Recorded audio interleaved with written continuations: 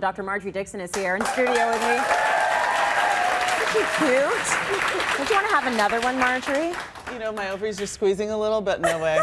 You're done? I'm done. You're done with your future three? taxpayers, I've provided to the province. Yes, I'm done. We're going to talk a little bit about vaccines now, because we think about them with our babies all the time. And you Always. talk to your clients all the time as a fertility specialist about what they need to think about in terms of vaccines. And then we become adults. And some of us are not really keeping up with what we need to know when it comes to vaccinations. Exactly. Well, people think the vaccinations are just for babies. Vaccinations are not just for babies, they're for us too. Right. Us adults. Us adults too. We need As to get we them. get older, our immune system is not necessarily what it was when we were younger. That's one thing. And we run around in groups. But vaccines are to prevent illnesses that are treatable with vaccines. And we Right. require boosters as adults. So sometimes we take for granted, oh yeah, I had my shots, people say.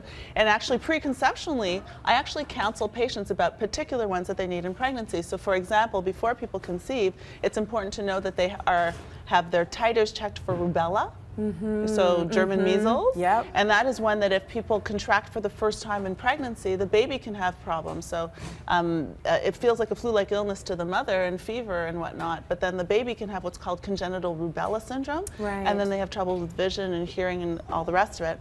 The other one that's a big one for preconceptional counseling and adults is the flu vaccine. So we've heard a lot about the flu vaccine, and as a healthcare provider, it's obligatory. I must get it every year because I'm in contact with so many people and so many sick people. Right. And that is one that's important to have, particularly if you're planning a pregnancy, because it's not so much that your immune system is down, but you're more likely to suffer from the consequences of complications of the influenza. So everybody else will get, you feel awful. Have you ever had the flu?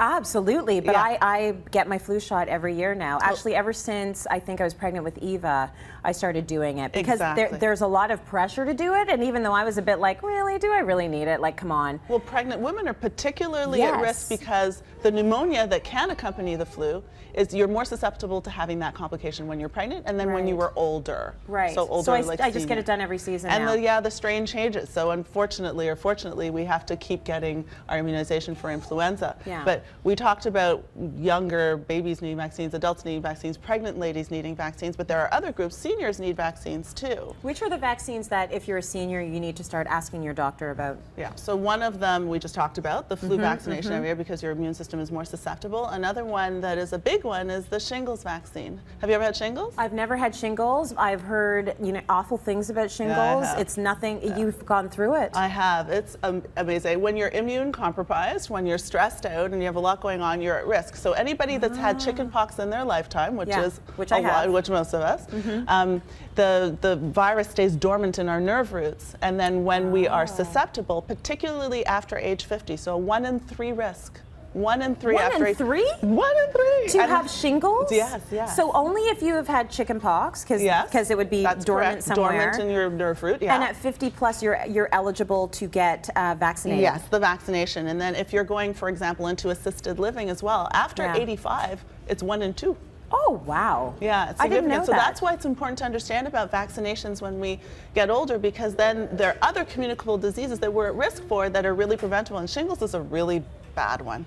How does that feel? Like, just describe to me some of the symptoms even just of shingles. having, so one, it manifests itself by a rash. So it starts with tingling. You have what they're called paresthesia. So you know something's going on, but you're not quite sure. And you feel this kind of tingling, and then it becomes painful, and then you get this rash. It's called a vesicular rash. So it's a rash that has like little bubbles on it, and then eventually they burst and leak, and that's when it's transmissible.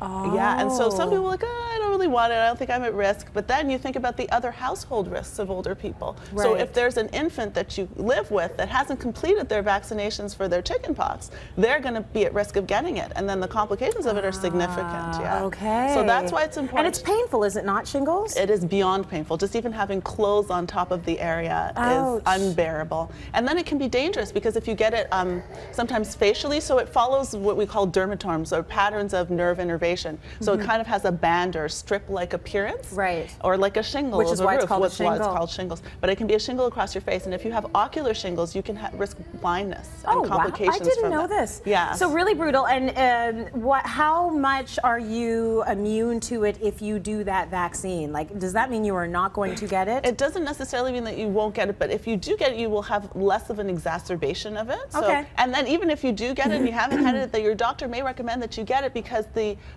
long-term complications of it, you can have something that's called a neuralgia, so post-herpetic neuralgia, which essentially just means pain over the area that's long-standing and debilitating and uncomfortable. And then, so the extent of the illness can be abated by it. And then also you'll get antivirals. When you see your physician, you talk about it. If you're having it, they'll also give you the same thing you get for a cold sore, so like acyclovir or valacyclovir or Valtrex, maybe you've heard of. Those kinds of things will also help with the exacerbation of that. Okay, so get on top of it. And if you're under 50, are you eligible at all to get? It won't be covered, but if you speak to your physician, you can still have it. Okay, that's good to know. Anything else that we need to know about in terms of vaccines? What about Hep A and B? So occupational risk is another thing. So as a surgeon, I every year have to have my titers checked for hepatitis. And then people who are at risk would be immune compromised people, people with liver disease, people who come from endemic areas where there's a lot of hepatitis B or hepatitis A. Yeah. You don't necessarily need boosters, but people need to have their immunity checked. And if they're non-immune, then they actually need to have the vaccination. So it can be either Hep A, Hep B, or both. Yeah. If you have hepatitis C, so liver disease, then you should be immunized against Hep A and Hep B as well.